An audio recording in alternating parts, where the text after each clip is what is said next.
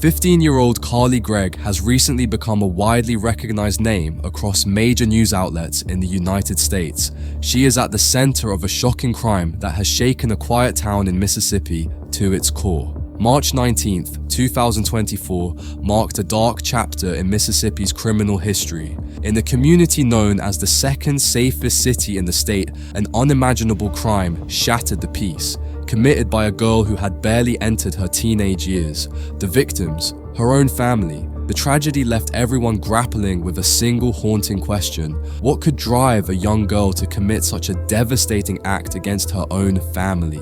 At the center of this tragedy was Ashley Nicole Smiley, a devoted mother and a beloved math teacher at Northwest Rankin High School in Mississippi. Born in April 1983 in Stuart, Florida, Ashley was widely admired for her dedication to education and her deep love for her family. Before joining Northwest Rankin, she spent 5 years shaping young minds as a teacher at Warren Central High School.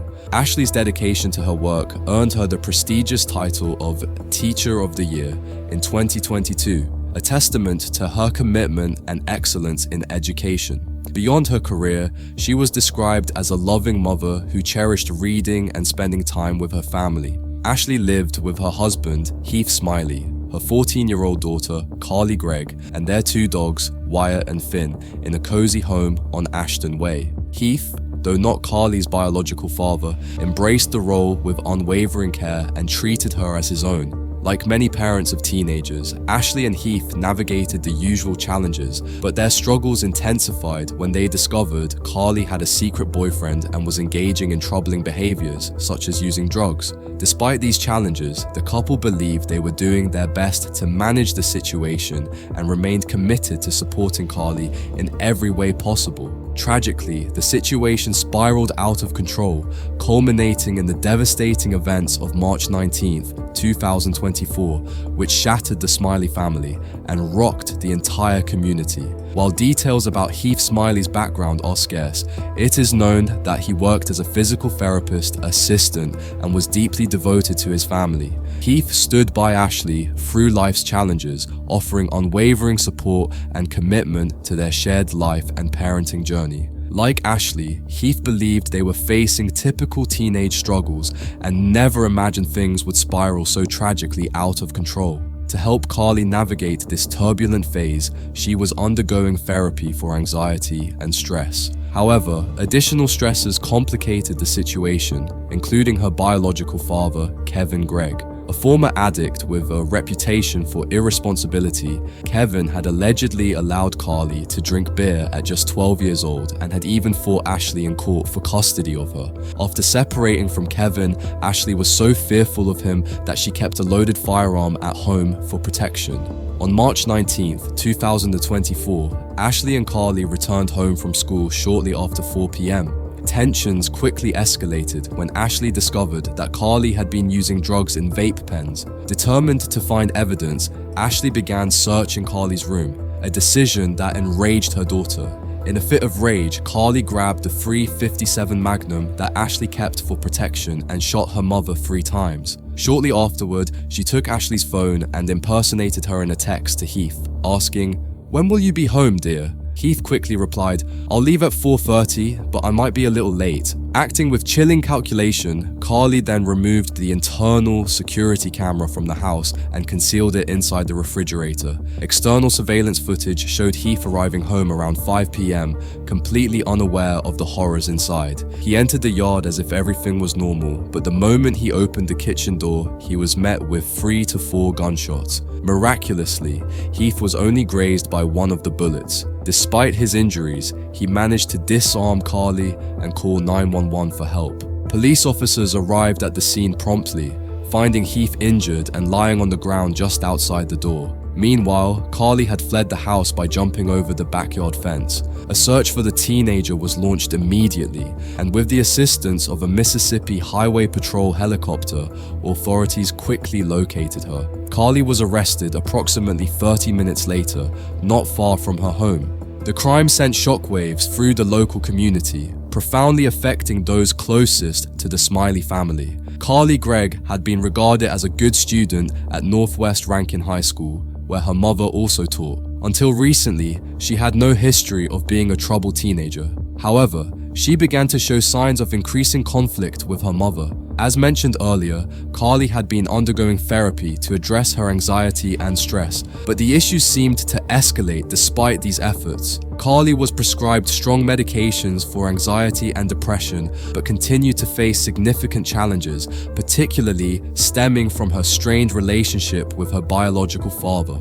Despite her reputation as a good student with no prior history of trouble, Carly had recently begun down a troubling path that deeply concerned both her mother and stepfather. Following the tragic events, Carly was charged and tried as an adult, facing 3 serious charges: homicide, attempted homicide, and tampering with evidence. Carly's bail was set at $1 million, and she pleaded not guilty to all charges. She remained in custody while awaiting trial, which was scheduled to take place 5 months after the crime.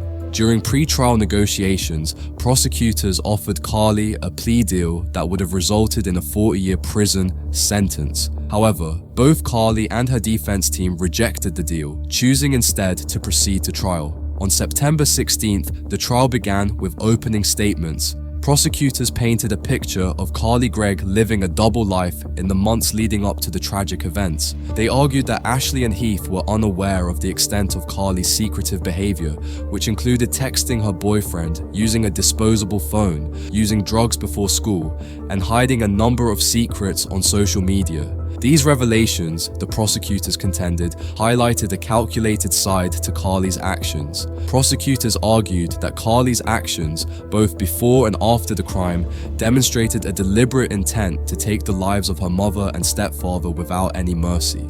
In contrast, the defense contended that Carly was suffering from an undiagnosed mental illness, which they claimed drove her to commit the tragic acts on March 19th. They described her as a quiet young woman with no history of violence who deeply loved her mother despite the conflicts they faced. The defense highlighted that Carly was undergoing therapy for anxiety and stress and argued that her strained relationship with her biological father, Kevin Gregg, played a significant role in her deteriorating mental state. Carly's lawyers further emphasized that Ashley and Heath had underestimated the severity of her struggles, mistaking her issues for typical adolescent behavior without recognizing the deeper problems she was facing. They insisted that Carly required help and support to address her underlying issues rather than the severe punishment being pursued against her. The defense portrayed Carly as a victim of her circumstances, arguing that the events of the crime stemmed from an acute mental health crisis. They urged the court to carefully weigh Carly's mental health struggles when deciding her fate. Among the witnesses called to testify was psychiatric nurse Olivia Lieber, who stated that she first met Carly in January 2024. During their initial meeting, Carly completed a form to assess her mental state, including whether she experienced auditory hallucinations. Olivia testified that she last saw Carly on March 12th, just 1 week before the crime. During that appointment, a change in medication was recommended after Carly complained of feeling like a zombie. Olivia advised Carly to reduce her dosage of the antidepressant Zoloft in preparation for starting a new medication, Lexapro. According to Olivia, Carly never reported hearing voices or experiencing memory lapses during their sessions. Another key witness, the crime sent shockwaves through the local community, profoundly affecting those closest to the Smiley family. Carly Gregg had been regarded as a good student at Northwest Rankin High School, where her mother also taught. Until recently, she had no history of being a troubled teenager. However, she began to show signs of increasing conflict with her mother. As mentioned earlier, Carly had been undergoing therapy to address her anxiety and stress, but the issues seemed to escalate despite these efforts. Despite these challenges, Carly continued to deny hearing voices when given the chance to discuss her symptoms further. During cross-examination, the prosecutor asked Rebecca how many of her patients reported struggles with anxiety and depression, to which she replied, all of them. The prosecutor then pressed further, asking how many of those patients had killed their own mother. Rebecca responded candidly, before Carly, none had. Another witness, Dr. Jason Pickett, a psychiatrist for the prosecution, described Carly's actions as diabolical, emphasizing the severity of her behavior. Dr. Jason Pickett testified that he had thoroughly reviewed the evidence before compiling an 85-page report for the prosecution. He concluded that Carly did not meet Mississippi's legal standards for insanity at the time of the crime and was fully aware of the nature and severity of her actions. Dr. Pickett also referenced testimony indicating that Carly's biological father had been diagnosed with bipolar disorder and expressed concern that Carly might have been exhibiting symptoms of the same condition. The psychiatrist acknowledged that Carly did have some psychological issues, but maintained that she was fully aware of the gravity of her actions, making her fit to be judged as a normal person under the law. In closing, the public prosecutor of Rankin County made a striking statement asserting that Carly Gregg was an evil person.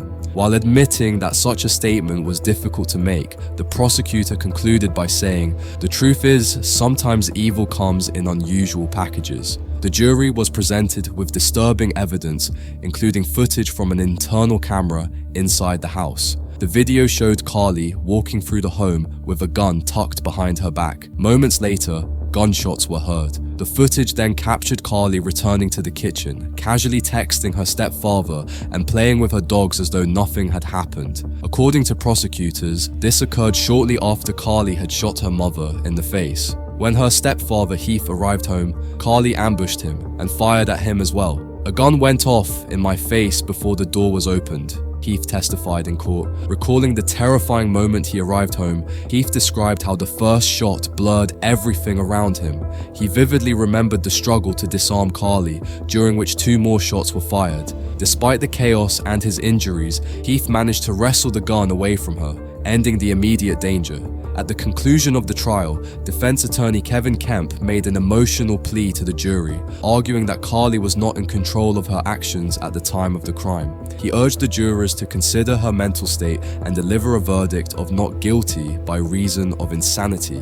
In stark contrast, the prosecution pressed for the harshest punishment, asking the jury to sentence Carly Gregg to life in prison without the possibility of parole, emphasizing the gravity of her actions. The prosecution argued that Carly showed no remorse for her actions, a point that appeared to resonate with the jury. After deliberating for just 2 hours, the jury returned a verdict, finding Carly Gregg guilty on all charges. During the reading of her sentence, Carly broke down in tears, while her stepfather sat quietly, his expression marked by deep sorrow. Carly was sentenced to life in prison without the possibility of parole for first-degree murder, along with additional sentences for attempted murder and 10 years for tampering with evidence. The case of Carly Gregg had a profound impact, both within the local community and across the media. The shocking nature of a crime committed by a 14-year-old girl captured public attention and sparked heated debates on numerous issues.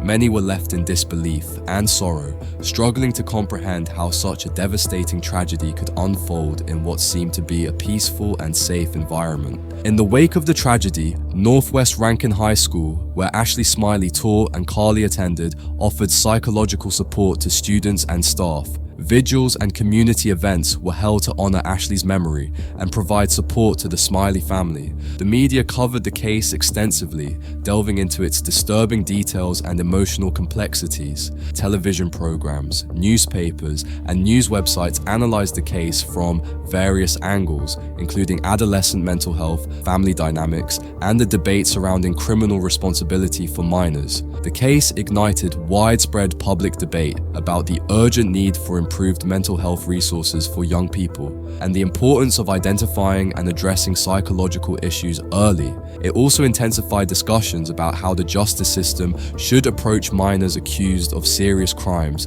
with differing views on whether Carly should have been tried as an adult. For Carly's family, the impact was nothing short of devastating. Grappling with the loss of Ashley, the attack on Heath, and the heartbreaking reality of Carly's actions and their consequences. Imagine the emotional toll of losing Ashley, enduring the trauma of Heath's attack and facing the heartbreaking reality of Carly standing trial for such serious charges. The family was torn between seeking justice for Ashley and grappling with the need for compassion and understanding for Carly. This tragic case became a catalyst for deeper conversations about the mental health and well-being of young people, emphasizing the importance of early intervention and support to prevent similar tragedies in the future.